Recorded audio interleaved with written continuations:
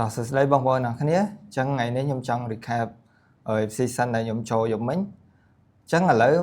យើងសិក្សាពី time frame ធំទៅនៅពេលដែលយើងដឹងថា time frame ធំដឹងថាទិសដៅវាឡើងឬក៏ចុះដើម្បីងាយស្រួលក្នុងការរក season ចូលអញ្ចឹងឥឡូវយើងមើល time frame weekly យើងមើល time frame weekly យើងឃើញថាទីផ្សារនេះវាបាន sweep sell side liquidity ហើយ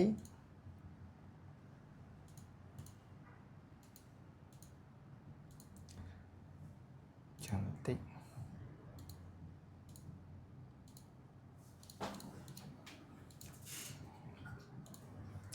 ទីផ្សារបាន sweep sell side អញ្ចឹងកាលណាតា time frame ធំនៅពេលដែលវាបាន sweep liquidity ហើយវាតែងតែ reversal ឡើងទៅវិញឬក៏ retracement អញ្ចឹងទីផ្សារចាយើងមើលឃើញថានៅពេលដែលវា sweep ហើយវាធ្វើគេវាតែងតែ consolidate ឬក៏វា reversal ទៅវិញភ្លាមតែអានេះ time frame weekly យើងឃើញថាវាconsolidate ប្រហែល3អាទិត្យទី1ទី2ទី3ហើយបន្ទាប់មកយើងមើល daily នៅពេលដែលវាបដាច់ហើយយើងរកការទិញអញ្ចឹង target liquidity យើងដំបូងនេះគឺជា buy stop នេះពេលដែលវាឡើងអញ្ចឹងទីផ្សារនៅពេលដែលវាបាន reversal ឡើងទៅវិញនៅពេលវាបដាច់ liquidity យើងមើលទៅយើងឃើញគេមាន weekly មួយទៀត IVG weekly យើងឃើញអញ្ចឹងនៅពេលដែលផ្សារបដាច់ liquidity ហើយវាចាក់ដល់ IVG weekly bearish នេះយើងចាំរក confirm លក់តែទីផ្សារវាអត់ទាន់ផ្ដល់សញ្ញាយើងលក់បានទេដោយសារ time frame daily វាអត់មាន confirm មកយើងអញ្ចឹងយើងមើល4ម៉ោងតទៀតយើង switch time frame តូចទៀតចាកន្លែងនេះខ្ញុំអត់បានលុបទេដោយសារខ្ញុំគូនេះអញ្ចឹង time frame តូចក៏យើងអត់តន់ឃើញសញ្ញាយោថាវាចុះដែរ4ម៉ោងហើយ daily ក៏អត់តន់ឃើញអញ្ចឹងជាហ៊ានបន្ទាប់យើងអត់លក់កន្លែងហ្នឹងទេយើងចាំមើលវាបដាច់ liquidity time frame ធំមួយតង់ទៀតគឺនេះ liquidity ឆ្វេងដៃហ្នឹង buy side នៅពេលដែលសារវាអត់ចាក់ដល់ IVG weekly នេះអត់មាន confirm អញ្ចឹងជាហ៊ានបន្ទាប់ទៀតវានឹងទៅយក buy side ហើយនៅពេលដែលវាទៅយក buy side វានឹង retracement និយាយទៅចរិតទីផ្សារវាដើរអញ្ចឹងទាំងអស់មិនថាមាសមិនថា currency ទេអញ្ចឹងនៅពេលដែលវាយកហើយវានឹងផ្ដល់សញ្ញាយើង time frame daily នេះថ្ងៃសុក្រវាបានswing liquidity ហើយវាបុកចុះមកវិញអញ្ចឹងយើងមើល4ម៉ោងឥឡូវខ្ញុំលុប IVG weekly នេះចឹងឥឡូវយើងមើល4ម៉ោងឃើញថានេះម៉ាំឡុកនេះគឺជា liquidity សុទ្ធសារវាbia liquidity bia ជា rank អញ្ចឹងអ្នកកន្លែងនេះបើសិនជាលក់ចំណុចនេះមាន IVG មាន order block ហ្នឹងគឺកន្លែងហ្នឹងគឺដាច់ទាំងអស់ដាច់ SL ដោយសារអីទីផ្សារវា fake move កន្លែងហ្នឹងឃើញគឺវាបុកទៅបដាច់ទៅយក liquidity ហើយมันវាចុះមកវិញអញ្ចឹងទីផ្សារកន្លែងនេះបានវាបញ្ជាក់ថាវា bearish ហ្មងវា real វាអត់ fake move យើងទៀតអញ្ចឹងនៅពេលដែលយើងដឹងថាទីផ្សារ bearish អញ្ចឹងយើងត្រូវធ្វើអីយើងមិនត្រូវចាំលក់អ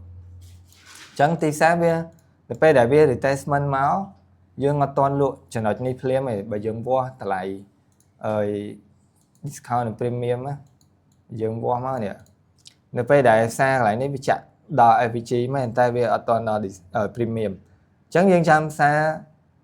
ឡើងទៅដល់តម្លៃ premium ចាំយើងលក់អញ្ចឹងនេះ 50% នេះ 50% zone ឃើញវាដល់អញ្ចឹងយើងដឹងថាទិសដៅទីផ្សារវាចុះហើយទាំង daily ទាំង4ម៉ោងយើងដឹងថាចុះអញ្ចឹងជាហ៊ានបន្ទាប់ទៀតយើងចាំមើលថ្ងៃអង្គារបើកថ្ងៃអង្គារបើកនេះថ្ងៃអង្គារបើកថ្ងៃ21អញ្ចឹងវាបានអីគេ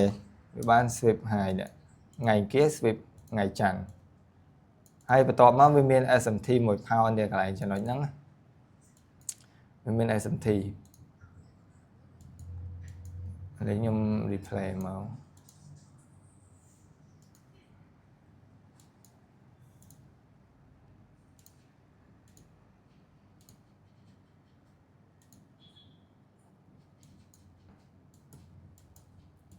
nè ní ô ơi ngày chán 2 ngày chán dương replay máu 4 ម៉ោងឃើញវា sweep ថ្ងៃkia sweep ហើយវាមាន S&T ជាមួយ power ទៀត S&T ហើយកន្លែងនេះវាមាន AVG bullish អញ្ចឹងចំណុចនេះយើងត្រូវប្រយ័ត្នវាដែរទីសាកាលណាថាវាកំពុង retracement អញ្ចឹងវាអាចប៉ះ AVG bullish ហើយវាអាចមាន reaction ឡើងទៅលើតទៀតអញ្ចឹងកន្លែងនេះយើងចាំមើលមកឃើញថាម៉ោង21ម៉ោងអាស៊ីហ្នឹងគឺវាមកបានចាក់ផ្ដាច់អញ្ចឹងខ្ញុំមើល scenario នេះឃើញថាផ្សារវាគ្រប់គ្រាន់ក្នុងការចុះហើយវា confirm អស់ហើយយើងមើល S&T តមក sweep នឹង2ថ្ងៃkia ហើយវាមាន CSD មកនេះ CSD អញ្ចឹងជាហ៊ានបន្តទៀតយើងចាំមើលម៉ោង London បើកម៉ោង London ម៉ោង 1 ទៅដល់ម៉ោង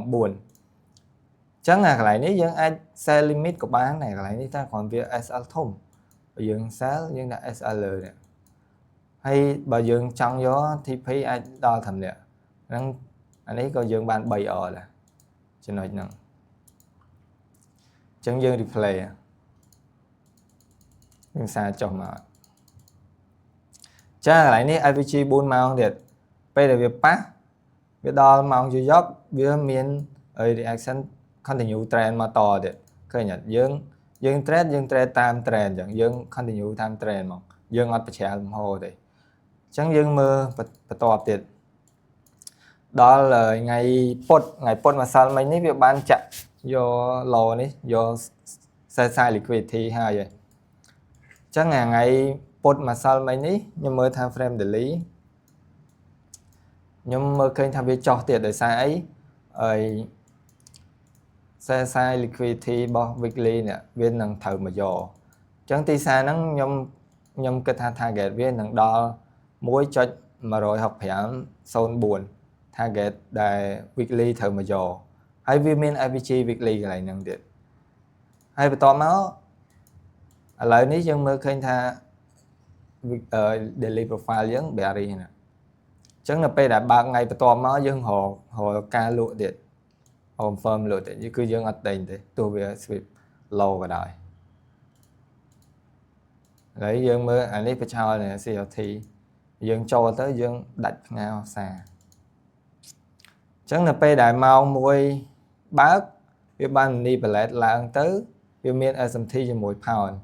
ហើយបន្ទាប់មកម៉ោង 5 គឺវាបើកមកវាមានអីគេមាន CSD នេះពេលម៉ោង 5 open ហើយវា manipulate អ្នកបាយម្ដងអញ្ចឹងកន្លែងនេះអ្នកទិញអ្នកបាយគឺដាច់ទាំងអស់អញ្ចឹងខ្ញុំកន្លែងនេះគឺខ្ញុំអត់ទាន់ចូលទិញទេចូលលក់ទេគឺដោយសារខ្ញុំដឹងថាផ្សារចុះក៏ដោយតែខ្ញុំត្រូវចាំបកគោ4ម៉ោងនេះបិទម៉ោង 5 ទៅដល់ម៉ោង 8 អញ្ចឹងបើសិនជាករណីវាបិទបកគោម៉ោង 8 បិទជា bearish ពេញសាច់ចេះបានន័យថាវា CSD អញ្ចឹងជាហ៊ានបន្ទាប់យើងត្រូវធ្វើអីយើងត្រូវចាំវា retracement មកយក IVG ហ្នឹងមកចាំយើងលក់ target យើងខាងក្រោមហ្នឹង target យើងនៅខាងក្រោមអញ្ចឹងទីផ្សារយើងអត់ចូលបឋមទេទោះវាចុះមកដល់ចិត្ត low ក៏ដោយយើងចាំវា retracement ព្រោះអីខ្ញុំដឹងចរិតអរ៉ូបើសិនជាយើងចូលនៅខាងក្រោមយើងច្បាស់ជាដាច់ហ្មងធានាព្រោះអីវាតែងតែ retracement ចានេះCSD 4មកឥឡូវខ្ញុំលុបចោលឥឡូវខ្ញុំ replay ទៅតទៀតឃើញវាចាក់ដល់ AVG 1ម៉ោងហើយនឹង order block 4ម៉ោងអញ្ចឹងយើងត្រូវធ្វើអីបន្តទៀតយើងរក confirm 5នាទីអញ្ចឹងទី1យើងដឹងថា daily profile bearish ទី2 4ម៉ោង confirm bearish ដែរ1ម៉ោងក៏ confirm bearish 15ក៏ confirm bearish ហើយយើងរក5នាទី bearish មួយទៀតមកគឺយើងអាចលក់ស្របនឹងលំហទាំងអស់អញ្ចឹងអាហ្នឹងគឺជា set up មួយដែល A+ គឺយើងចូលទៅគឺយើងដឹងថា M ហ្មងចាឥឡូវយើង replay ដល់ taចំណុចនេះអើយនេះខ្ញុំមើលនៅក្នុង Amplify ឃើញកន្លែងនេះ sweep ដោយសារ server broker វាផ្សេងគ្នាខ្ញុំឃើញក្នុងហ្នឹង sweep ហើយខាងក្នុង trading view អត់ sweep ទេអញ្ចឹងខ្ញុំចាប់នេះ CSD 15នាទីនេះវាចាក់ដល់4ម៉ោង CSD 5នាទីយើងអាចលក់ហ្នឹងខ្ញុំលក់ហើយខ្ញុំដាក់ SL លើហ្នឹងហើយ TP យើងយកណា TP យើងយកឲ្យគេអ្នក sell stop ណាគឺវា 100% វាត្រូវមកយកហើយវាត្រូវបិទ candle នៅក្រោម sell stop ហ្នឹងគឺនៅក្រោមថ្ងៃពុធចាស់វាត្រូវបិទក្រោមមកអញ្ចឹងយើងនេះមកនេះចង់មកគួយចាំប្រហែលជា1ម៉ោងជាងវា hit TP របស់យើងអញ្ចឹងposition កន្លែងនេះគឺវាលក្ខណៈ A+ setup ឯងកន្លែងនេះបើយើងគិតតែមែនតែនទៅទីផ្សារវាត្រូវមកយក draw on liquidity អញ្ចឹងវីដេអូយើងមានតែប៉ុណ្្នឹងទេយើង recap អញ្ចឹងជួបគ្នានៅវីដេអូក្រោយបន្តទៀត